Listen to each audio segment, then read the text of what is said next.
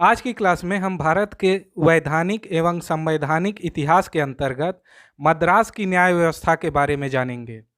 मद्रास की न्याय व्यवस्था को सुविधा की दृष्टि से 3 भागों में बांटा गया है। पहला चरण 1639 से लेकर 1666 का है। दूसरा चरण 1666 से लेकर 1686 तक का है और तीसरा चरण 1686 से लेकर 1726 तक का है। तो आइए अब हम इसको विस्तृत में जानते हैं कि तत्कालीन न्याय व्यवस्था क्या थी। सबसे पहले मद्रास की प्रारंभिक न्याय व्यवस्था अर्थात 1639 से लेकर 1666 के बीच की न्याय व्यवस्था का अध्ययन करते हैं। लेकिन उससे पहले हम तत्समय की प्रशासनिक व्यवस्था के संबंध में थोड़ी जानकारी प्राप्त कर लेते हैं, जिससे हमें यह जानने में सहूलियत होगी या समझने में सहूलियत होगी कि उस समय की न्यायिक व्यवस्था किस तरह से प्रशासनिक व्यवस्था के आसपास घूम रही थी। 1639 में तत्कालीन हिंदू राजा के माध्यम से फ्रांसिस डे नाम के अंग्रेज ने वहाँ के मद्रास पट्टनम नामक गांव की मालगुजारी एवं टैक्स आदि की वसूली की अधिकारिता प्राप्त कर ली। यह अनुदान स्वरूप एक भूखंड था, जिसके अंतर्गत उन्हें वहाँ सिक्के ढालने की जिम्मेदारी भी कंपनी को दी गई थी। मद्रास पट्टनम नाम का गांव आगे चलकर मद्रास के नाम से प्रचलित हुआ। अनुदान की शर्तों के अनुसार यहाँ एक किले का निर्माण किया गया।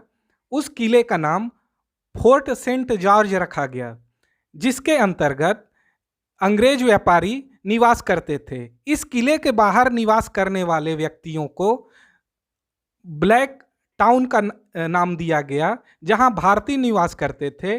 और इस किले के अंदर रहने वाले व्यापारियों को, जो अंग्रेज होते थे, उनके आधार पे इस किले के अंदर के स्थान को व्हाइट टाउन का नाम दिया गया। यहीं से इनकी न्यायिक व्यवस्था की शुरुआत होती है। प्रारंभिक चरण में न्यायिक व्यवस्था की दृष्टि से व्हाइट टाउन और ब्लैक टाउन के लिए अलग अलग न्यायालय की स्थापना की गई। व्हाइट टाउन के लिए न्याय प्रदान करने का काम एजेंट एंड काउंसिल करती थी, जबकि ब्लैक टाउन के लिए चाउंट्री न्यायालय या चाउंट्री अदालतों की स्थापना की गई थी।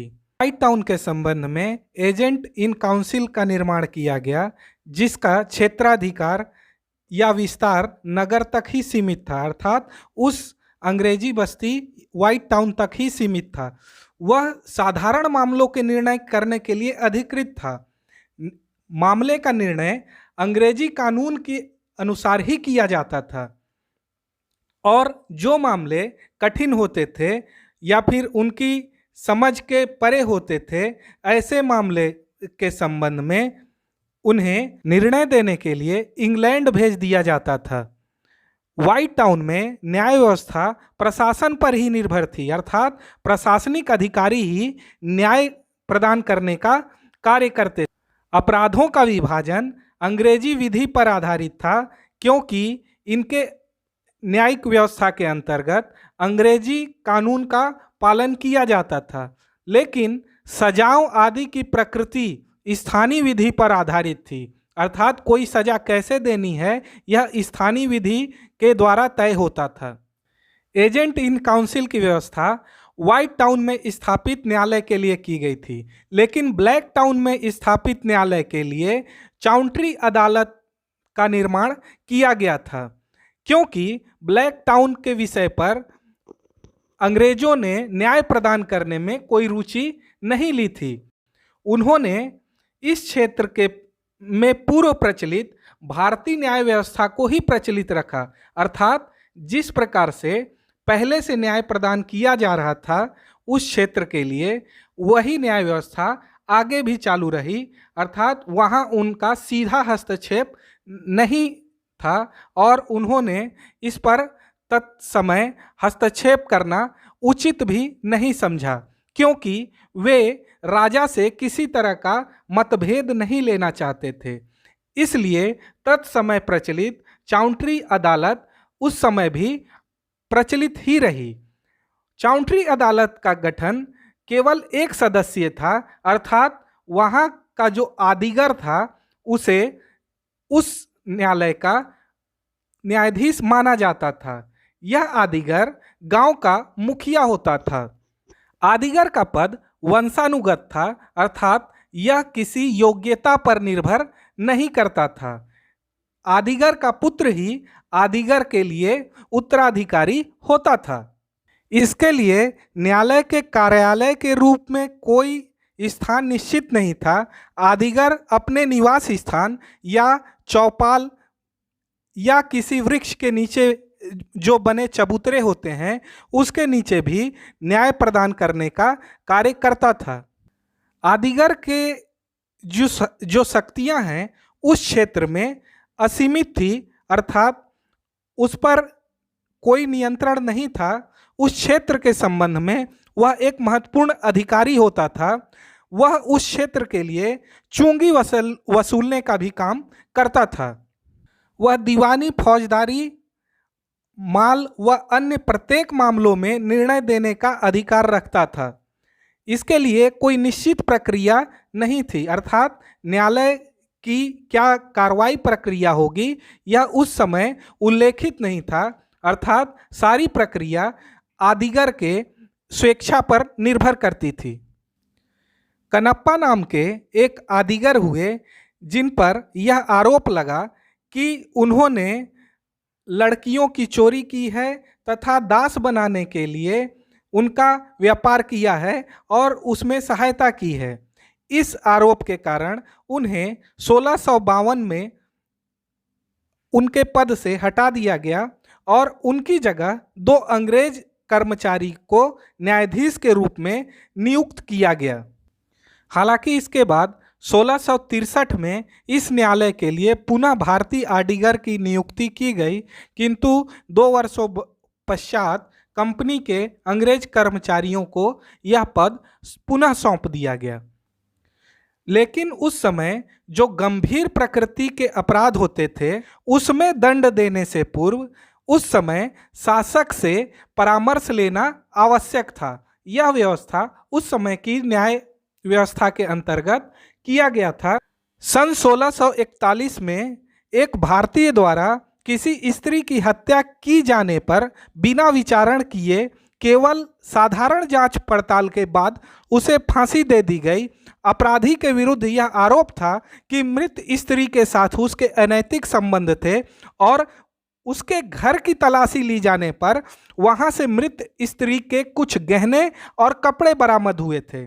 केवल इस साक्ष्य के आधार पर कंपनी के प्रमुख अधिकारी एजेंट ने अपराधी को मृत्यु दंड देना उचित समझा तथा इस संबंध में अपनी राय वहां के हिंदू शासक के अनुमोदन के लिए भेजी। राजा ने आदेश दिया कि इस मामले में अपराधी को अंग्रेजी विधि के अनुसार दंडित किया जाए तथा एजेंट द्वारा प्रस्तावित फांसी की सजा क्रियान्वित की जाए, जिसके परिणाम स्वरूप उस भारतीय को फांसी की सजा दी गई। लेकिन इसमें महत्वपूर्ण तथ्य यह था कि क्या केवल स्त्री के कपड़े यदि किसी व्यक्ति के यहाँ से प्राप्त होते हैं तो उसी आधार पे उसे हत्या का दोषी मान लेना उचित होगा। संभवतः यह प्रारंभिक जांच का विषय हो सकता था, लेकिन यह निर्णय का विषय किसी भी स्तर से नहीं था। इसलिए इस मामले की आलोचना आगामी वर्षों में काफ़ी बड़े स्तर पर की गई। इसी तरह का एक और मामला 1642 में देखते हैं, जबकि एक पुर्तगाली द्वारा किसी ब्रिटिश सिपाही की हत्या कर दी जाने पर एजेंट तथा उसकी परिषद ने मामले में निर्णय न देते हुए वहां के हिंदू शासक के पास भेज दिया, जिसने अपराधी को मृत्यु दंड दिए जाने का आदेश दिया। इसके परिणाम स्वरूप उस पुर्तगाली को गोली से उड़ा दिया गया। संभवतः इस मामले में एजेंट ने स्वयं निर्णय इसलिए नहीं दिया कि यह मामला एक विदेशी यूरोपियन जाति के अपराधी से संबंधित था, अतः अंग्रेज ने इस मामले में इंग्लिश विधि का प्रयोग न करना उचित समझा। इसी तरह एक और अन्य मामला आता है जिसमें सार्जेंट ब्रेडफोर्ड ने दुर्घटना में किसी भारतीय की मृत्यु कर दी। एजेंट एंड काउंसिल ने अभियोग चलाने के लिए मद्रास पट्टनम के प्रतिष्ठित भारतीयों की सलाह ली, जिन्होंने सर्जेंट के खिलाफ मुकदमा दायर किया। एजेंट एवं उसकी परिषद ने इस मामले को चलाने में कोई दिलचस्पी नहीं दिखाई। भारतीय बस्ती के मुखिया के पास यह निर्णय के लिए भेजा गया, जिन्होंने अपना निर्णय दिया कि घटना अनजाने में भूलवश होने के कारण अपराधी को दोषी नहीं माना जा सकता है, अतः उसे निर्दोष मानकर मुक्त कर दिया गया। इस तरह के जब हम मामले देखते हैं तो यह निष्कर्ष निकलता है कि उस समय अपराधों के लिए कोई निश्चित विधि नहीं थी। मामलों के निर्णय का आधार अपराधी की परिस्थितियों पर निर्भर करता था।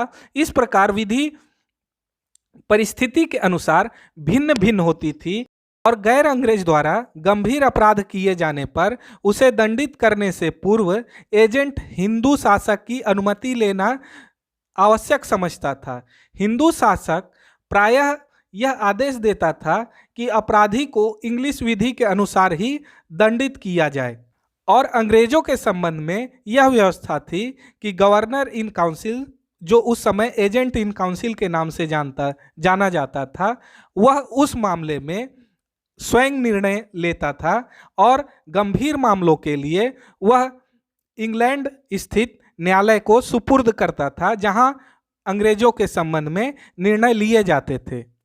इस तरह हम देखते हैं कि प्रारंभिक चरण में न्याय व्यवस्था के नाम पर कोई विशेष प्रक्रिया और विधि प्रचलित नहीं थी।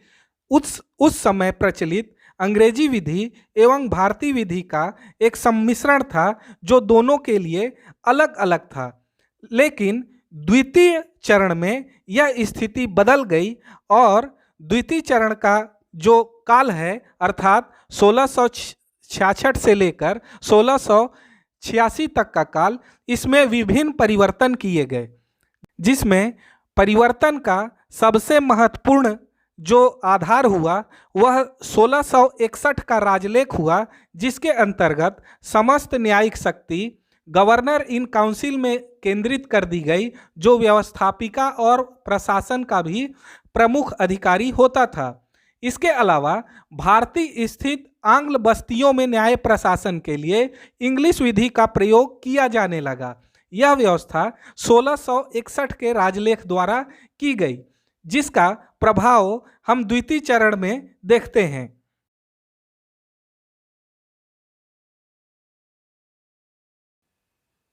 उम्मीद करते हैं कि यह क्लास आपके लिए ज्ञानवर्धक सिद्ध हुई होगी। तो इसी तरह के वीडियो के लिए हमसे जुड़े रहें और इस चैनल को सब्सक्राइब करते हुए बेल नोटिफिकेशन ऑन कर लें। धन्यवाद।